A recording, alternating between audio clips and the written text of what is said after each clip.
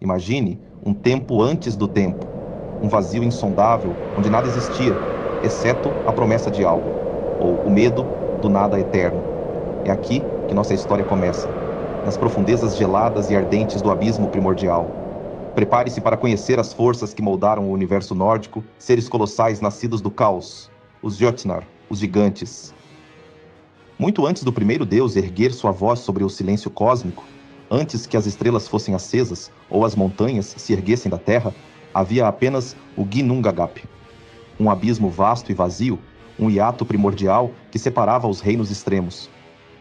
De um lado, Niflheim, o reino da névoa e do gelo eterno, onde o frio cortante reinava supremo.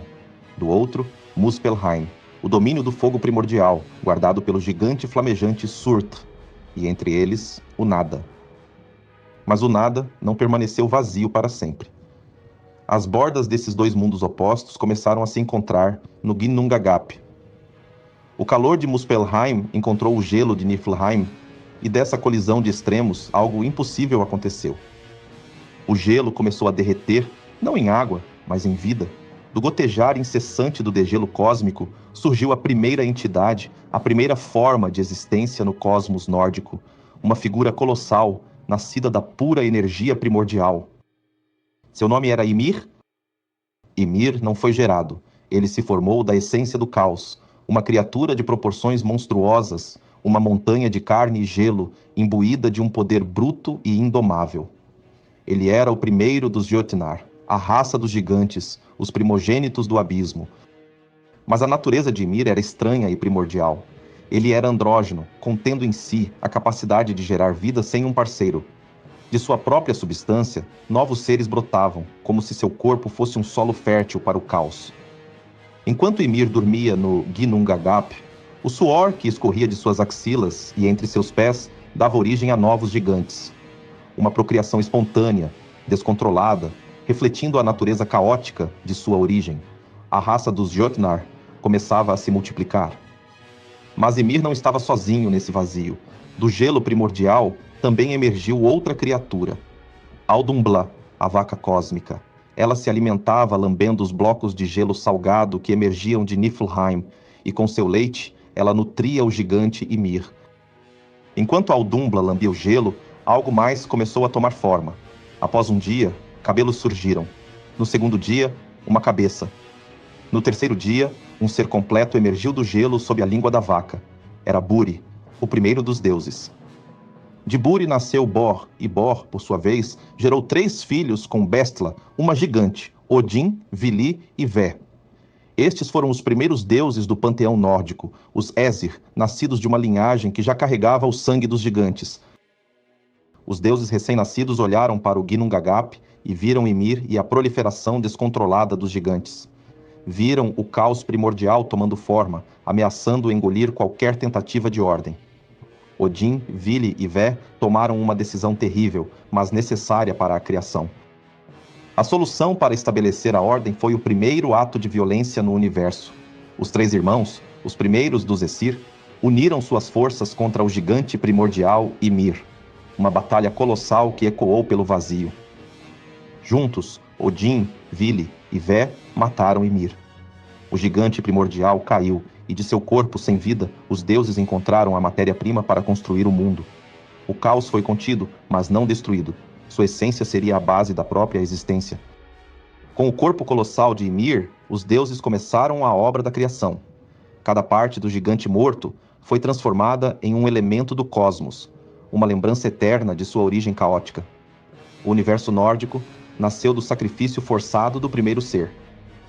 O sangue de Ymir jorrou em torrentes, formando os vastos oceanos e mares que cercam a Terra. Sua carne maciça foi moldada para criar a terra firme, os continentes e vales. Seus ossos quebrados se tornaram as montanhas imponentes que arranham o céu.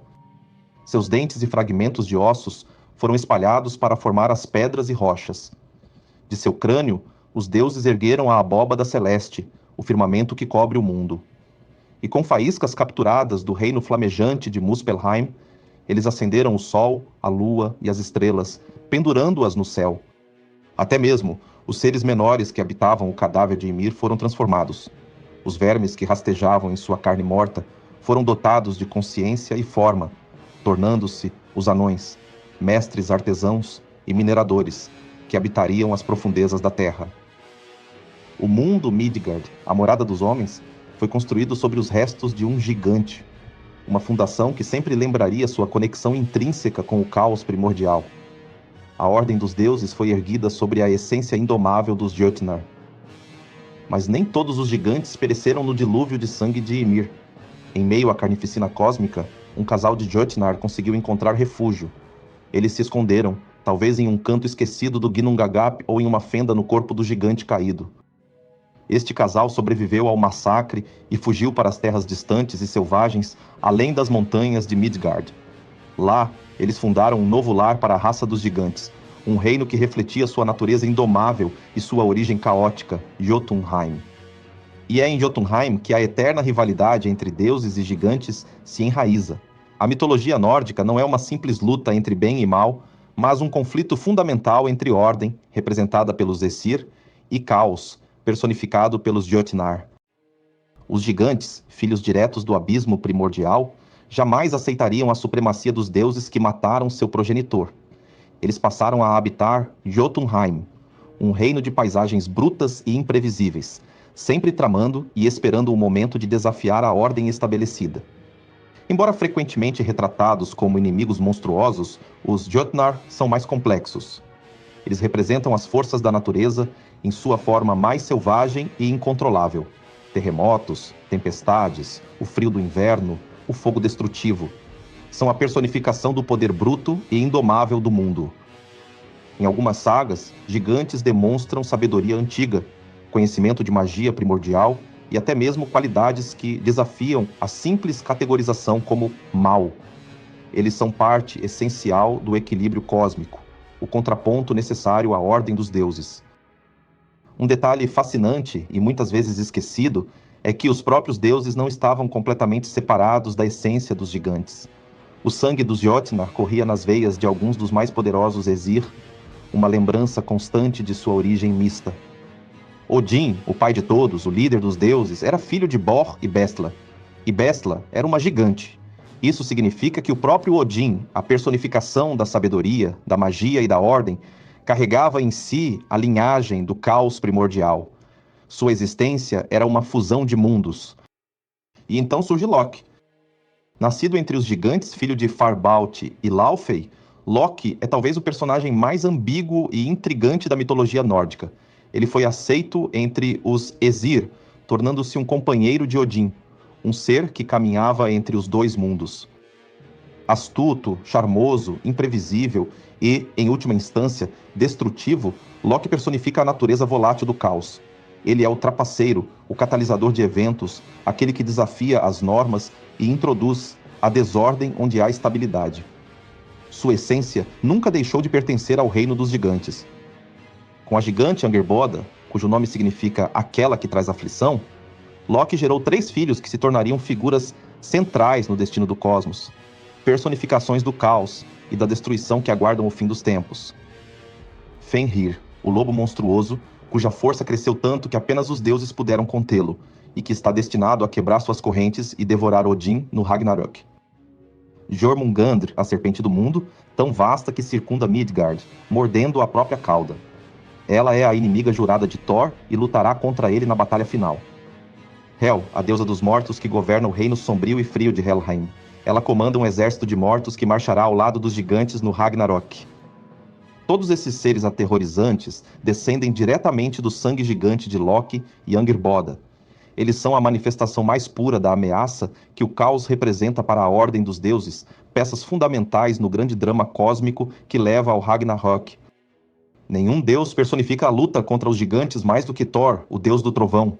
Armado com seu poderoso martelo Mjolnir, forjado pelos anões, Thor era o principal defensor de Asgard e Midgard contra as incursões dos Jötnar. Thor passava grande parte de seu tempo viajando pelos 9 mundos, mas especialmente para Jotunheim, caçando e combatendo gigantes. Sua força colossal e seu temperamento explosivo o tornavam o inimigo perfeito para os Jötnar. Mas a luta de Thor não era por heroísmo no sentido moderno. Ele era o guardião da ordem, o escudo contra as forças do caos, que constantemente ameaçavam desestabilizar o mundo criado pelos deuses. Os gigantes eram vistos como uma ameaça existencial ao equilíbrio. As sagas de Thor contra os gigantes são repletas de batalhas épicas, mas também de astúcia e engano. Um exemplo famoso é seu duelo com o gigante Hrungnir, que possuía um coração, cabeça e escudo de pedra. Thor o derrota, mas não sem dificuldade. Em outra saga, Thor é enganado pelo rei gigante Utgarda-Loki, não confundir com o Loki que conhecemos, e submetido a testes que desafiam sua força de maneiras inesperadas. Ele tenta erguer o gato do rei, sem saber que era a própria serpente do mundo disfarçada. Ele tenta beber de um chifre sem saber que estava conectado ao oceano. Mesmo sendo o mais forte dos deuses, Thor frequentemente enfrentava não apenas a força bruta dos gigantes, mas também sua magia antiga, suas ilusões e seus enigmas. Os Jotnar sabiam que a força por si só não bastava contra os Aesir. A inteligência e a astúcia eram armas igualmente poderosas. Todas as histórias, todos os conflitos na mitologia nórdica parecem convergir para um único e inevitável destino, o Ragnarök, o crepúsculo dos deuses, a batalha final entre as forças da ordem e do caos, entre deuses e gigantes. Será no dia do Ragnarök que as correntes que prendem Fenrir se quebrarão. A serpente do mundo emergirá dos oceanos, causando inundações e destruição. Hel libertará os exércitos dos mortos de seu reino sombrio para marchar ao lado dos gigantes. Surtr, o gigante de fogo de Muspelheim, virá com sua espada flamejante, queimando os 9 mundos em uma conflagração final. Os Jotnar de Jotunheim, liderados por figuras como Hrym, navegarão em um navio feito das unhas dos mortos. Nessa batalha cataclísmica, os destinos se cumprirão. Fenrir devorará Odin, mas será morto pelo filho de Odin, Vidar. Thor travará seu duelo final com Jormungand. Ele matará a serpente, mas sucumbirá ao seu veneno.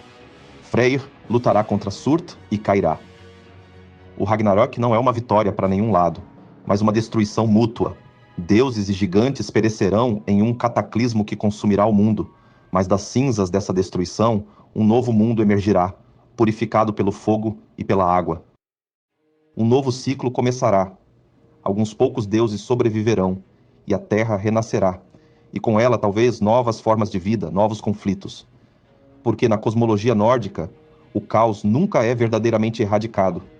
Ele é uma força primordial que pode ser contida, transformada, mas nunca completamente destruída. Ele apenas muda de forma, esperando o momento de ressurgir. Os gigantes da mitologia nórdica são muito mais do que simples vilões ou monstros. Eles são símbolos poderosos, representações das forças fundamentais que moldam a existência. Eles são a personificação do caos, da natureza selvagem e indomável, do desconhecido que reside além das fronteiras da ordem. Se você se sentiu cativado por essa jornada ao mundo dos gigantes, mostre seu apoio. Inscreva-se em nosso canal para mais explorações dos mistérios da mitologia. Curta este vídeo para que ele alcance outros buscadores de conhecimento. E ative o sininho para não perder nossas próximas descobertas. Até o próximo vídeo.